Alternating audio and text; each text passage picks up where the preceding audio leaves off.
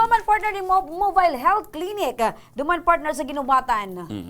Ini partner, kung magigirumduman mo, si Senator Riza Ontiveros. Si best friend mo. Yes, partner. So, iyuman partner, iyan sa mga nagdaradig di partner kan libreng Uyaw na si attorney. check up, libreng ayuda partner in terms of medical. Okay? So, putunta si Attorney Jill kung ano man ang detalye manong digdi sa Mobile Health Clinic dyan sa may parte kan ginubatan Albay. Attorney? Yes, Rems, pasensya na po, no? Medyo nagkakaproblema pa ako sa kuyang internet connection. Anyway, sa ngunyan tabi ang ako Bicol Party List with partnership, no, with the office of the Senator Riza Ontiveros, nagkakaigwa tabi kita ng medical mission, no, kung saan nagkakaigwa po kay Mobile Health Clinic. Initabi ay free basic diagnostic services, no. Initabi na programang ini nagtataon nin libre ng mga test for ECG and full blood chemistry test. So initabi makater sa 250 katawo duman po tabi sa Barangay Inamnan, Ginubatan, Albay. So sa ngunyan tabi, ongoing tabi ining medical mission na ini na kung saan initabi ng mga kababayan ta dyan sa munisipyo kan Ginubatan, mag-undergo tabi sinda nin blood chemistry test and ECG. And initabi libre, no? Wala tabi nin babayadan ang sa tuyang mga kababayan. Dara po inikan sa tuyang programa ni Senator Riza Ontiveros in partnership po sa ako Bicol Party List. And magkakaigwaman tabi kita nin siring na programa duman po sa probinsya kan Sorsogon, no? Naka-schedule man tabi sinda sa December 26 to 29 sa manlain-lain po na munisipyo asin syudad kang Sorsogon. And initabi may dagdag ko lang ang equipment po kang Mobile Health Clinic na ini igwasabi sinda ng equipment for ECG and for blood chemistry. So ini po tabi andara kan kang office ni Senator Riza Ontiveros na kung saan libre na po ang sendang mga laboratory test, no. Utrong ko day man po kipigbayadan sa tuyang mga kababayan digde. And igwaman po kita diyan nin libreng pagkaon na lugaw. Arap tabaga niya to na ang gabos po na nag-undergo kay laboratory test kay puan po mag-undergo nin fasting.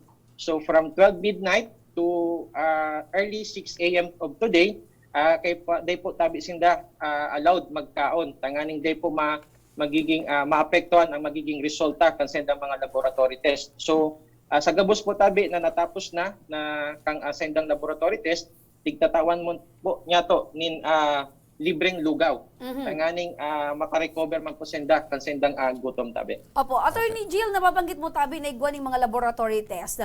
Paano tabi ang pagkuha? Pirang oras ba o pirang aldaw tabi makukuha kan sa tuyang mga patient itong sa indang resulta tabi?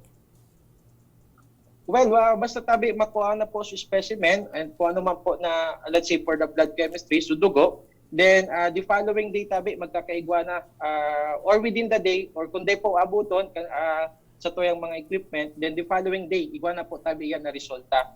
So makakasa tabi ang sa tuyang mga kababayan na sa paagi kang Mobile Health Clinic na ini matatawan tulos tabi sinda kan sendang resulta for the ECG and the blood chemistry test po. Opo. Nababanggit mo tabi yan, Attorney, na initabi dyan sa may parte kang Ginubatan.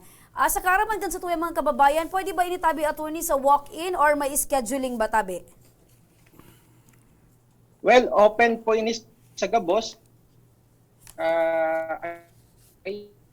I-cater po kan Mobile Health Clinic is first 250 beneficiaries. So, day man po i-scheduling ini and ongoing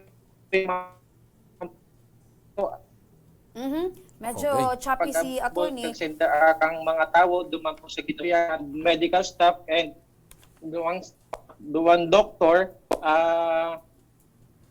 dire-diretso man po giraray ang pagtaon ng serbisyo. Digdi po sa mga Attorney, nadadalan mi kasi gulpi talagaan sa tuyang mga doctors, as in nurses, as in mga medical practitioners na nag-assist tabi duman sa presenteng nangyayari tabing Mobile Health Clinic dyan sa Ginubatan. Sa iling mo tabi itong target na 200 patient, pwede pa tabing madugangan? Well, iyo man lang po tabi ang capacity base po duman sa pag-coordinate po duman sa mga medical staff, and magkakaigwa man po so po tabi makater po niyan, pwede tabi i-cater for other places, no? Siguro mapaabot man po sinda nin announcement kung saan pa po sinda pwede na ma-cater tanganing so po na abutan kang or they sinda nakaabot sa 250 na cut-off, then baka po sa ibang aldaw o sa ibang lugar, pwede po tabi sinda mag-avail kang libreng laboratory test po. Alright. So, baka igwa ka pa tabi ning dugang na impormasyon tabi, attorney, or kung wala na tabi, maraming salamat sa imo, Attorney Jill Bungalan. Thank you very much, Rams and Joshua, and good afternoon po sa Gabos. Mabuhay ka, Attorney Jill Bungalon. Yan, Second ang nominee. pandiurag na second nominee Kan partner. Dahil pa nga ni Ako Bicol partner Party nakakatukaw, List. puga-puga na partner, ang pagtataunin ayuda sa serbisyo Yan ang sa tuyang patunay mga kababayang Bicolano. Na ang Ako Bicol katabang na. Kasurog pa.